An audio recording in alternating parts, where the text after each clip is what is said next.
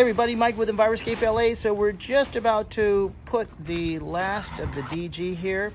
So a little video about DG when you install it. So the black stuff there is landscape fabric, which we've stapled down, so it keeps it stapled down.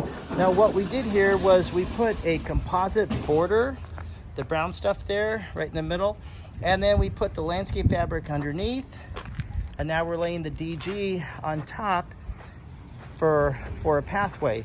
We're smoothing everything out, and over here this area is pretty much done. We've been watering it in, and then this is a plate compactor, so it vibrates at a really high speed.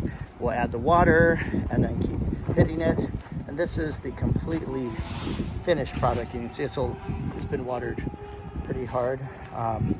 So anyway, this has just starting to get the plate compactor, but we have yet to do the other side. So wanted to just give you an update on this job that we're doing.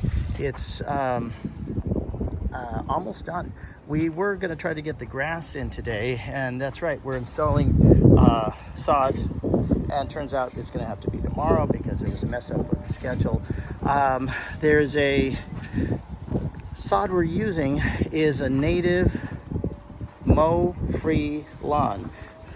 That's right, it's native, so it requires very little water once its roots get established, and it's mow-free. You don't have to mow it, so it's kind of a taller grass here. And the homeowner did decide to put a couple of French doors here that open out. So you can see this area to the right is higher than the left area. We did add a drain, and we put pebbles here. So anyway, just wanted to show you that this is how it's done. This is a food forest surrounded by a lot of native plants and California friendly plants. Okay, thanks for watching. Take care.